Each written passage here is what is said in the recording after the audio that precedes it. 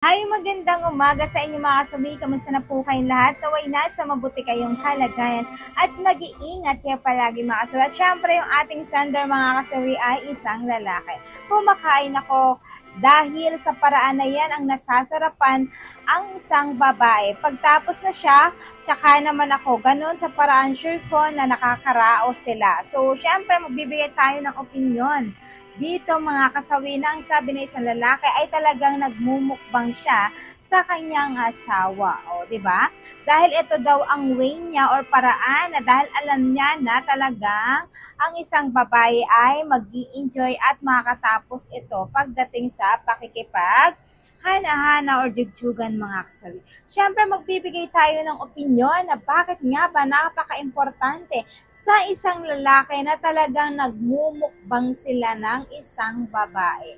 Siyempre para po sa akin mga kasawi, napaka-importante sa isang lalaki na talagang marunong kayo na maglantak ng isang babae. Bakit nga ba napaka-importante yan? Dito ninyo napaparamdam sa isang babae ang inyong pagmamahal at higit sa lahat, dito nyo napaparamdam at dito nyo napapakita na talagang masasarapan sila, nasasatisfied sila dahil may mga kababaihan, sabi ko nga sa inyo, paulit-ulit na lang yung sinasabi ko na ito yung pinaka number 1 na kahinaan nila kapag sila ay minumukbang ng kanilang mga mister. Kaya napaka-importante na talagang marunong ang isang lalaki magbalanse pagdating sa pakikipagmukbangan mga kasawi.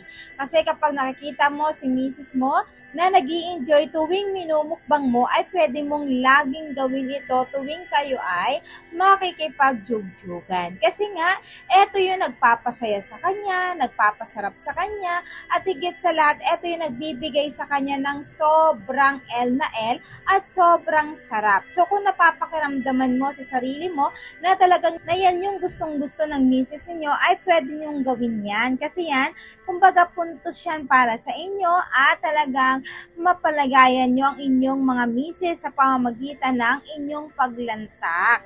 So, kailangan sa mga kalalakihan, pakiramdaman nyo kung ano yung mga kahinaan ng mga misis nyo. Napaka-importante yon na hulihin nyo ang mga G-spot nila kasi nga kapag once na nahuli mo ang kanilang kahinaan, 100% na talagang si misis ay mapapasigaw, mapapaingay, talagang mapapalabas nyo ang kanilang ingay at pagdating na nahuli nyo ang kanilang kahinaan. Napaka-importante yun. Kaya huwag kayong, huwag nyong isipin na napapagod kayo kumain ng kanilang tilapia, huwag nyong isipin na hindi nyo gusto yan kasi nga ang pinaka-importante yung nasisiyahan sila tuwing ginagawa nyo yan sa kanila. At syempre, para naman si Mrs. ay magkaroon ng confidence sa kanilang sarili at masasabi nila ay mahal talaga ako ng mister ko.